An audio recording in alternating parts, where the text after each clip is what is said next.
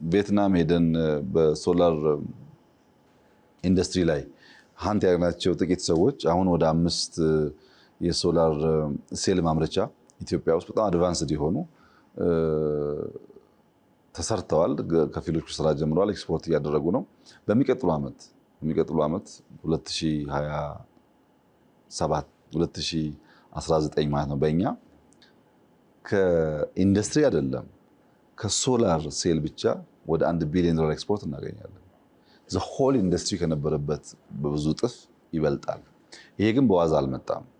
የኢንዱስትሪ ስትሪንግ ኮሚቴ ተቋቁሞ ኢትዮጵያ ታምረት ብለን መሬት ላይ ያለ ኢሹ ፈተን ኢነርጂ ላይ ያለ ኢሹ ፈተን በብዙ ሪፎርም ሰርተን አሁን ኢንዱስትሪ ሪስፖንድ ማድረግ እየጀመረ ነው። ምናልባት በ3-4 ዓመት ውስጥ ኢንዱስትሪ ትክክለኛ ቦታውን እየያዘ ይሄዳል። ብዙ ምርቶች እየተስፋፉ ስለሆነ ለምሳሌ ቅድም ኮሪደር ሃውሲንግ ምናምን ብያለሁ። ሃውሲንግ እና ኮሪደር ላይ ያለብን ችግር ኢንፑትስ ናቸው። ግራናይት በበቂ የለንም፣ ማርብል በበቂ የለንም፣ ሴራሚክ በበቂ የለንም፣ መስታወት የለንም፣ ብረት የለንም። ግን ፍላጎቶቻችን ደግሞ ጸዳ ያለ ብረት ማምረት ነው መስራት ነው አንችልም። አሁን ማክሲመም ከ3-4 ወር 6 ወር በኋላ ኢትዮጵያ 100% ሴራሚክ ኢምፖርት አታደርግም። ያን የኢትዮጵያን ፍላጎት ከመሸፈን በላይ የሆኑ ፋብሪካዎች ኦልሬዲ እያለቁ ነው ያሉት። መስታወት እንደው ላጋነውና 1 ዓመት ተኩል በኋላ 100% የኢትዮጵያን ፍላጎት በሁሉም አይነት ታይፕ ማለት መስታወት ሎካሊ እናመርታለን። ስለዚህ መስታወት አንሸከምም፣ ድንጋይ አንሸከምም። ግራናይት እና ማርብልም በጣም ብዙ የተጀማመሩ አሉ።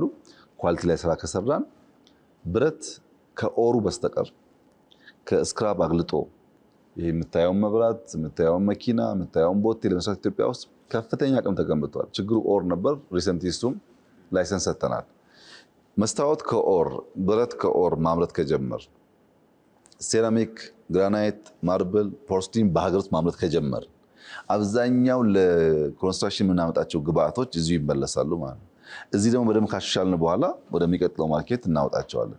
በሁሉም ሴክተር ታያለ። ይሄ በሁሉም ሴክተር በኬሚካሉም በሚያስደንቅ ሁኔታ በጣም ትላልቅ ኢንዱስትሪዎች የተፈጠሩ ነው ያሉት። ግን ሪስፖንድ ለማድረግ የኢነርጂ፣ የፋይናንስ፣ የመሬት ብዙ ኢሹዎች ነበሩ የሚይዙን።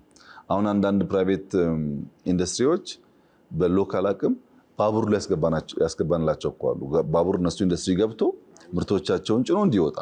ይሄ በጣም በከፍተኛ ደረጃ ከቲንኪንግ ጀምሮ ትልቅ ለውጥ ነው። ኢትዮጵያ እንደዛ ስላልነበረ ፍሪ ትሬድ ዞንስ የገነባናቸው ድሬዳዋ፣ እዚህ ሞጆ አካባቢ አሁን የሞጆ በቅርቡ የጀመርነው ከግማሽ $1 ቢሊዮን በላይ ኢንቨስትመንት ስቧል። ብዙዎች እየመጡ ነው ያሉት። ለምን ዋን ዊንዶው ሰርቪስ የሚባሉ ስለሚሰጥ በነዛ አካባቢዎች ኢንዱስትሪያል ፓርክ ላይ እና ፍሪ ትሬድ ዞን ላይ ብዙ ኢንቨስተርስ እየመጡ ነው ያሉት።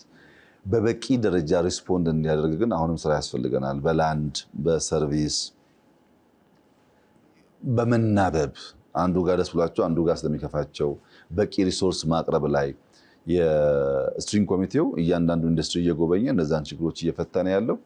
በእኔ እምነት በሚቀጥሉት 2-3 ዓመታት በተሟላ መንገድ ኢንዱስትሪ ሪስፖንስ ሲያደርግ ሼሩን እያስተካከለ መሄድ ይመስለኛል። አሁን በጣም ተስፋ ሰጪ ጅማሮ ነው ያለው።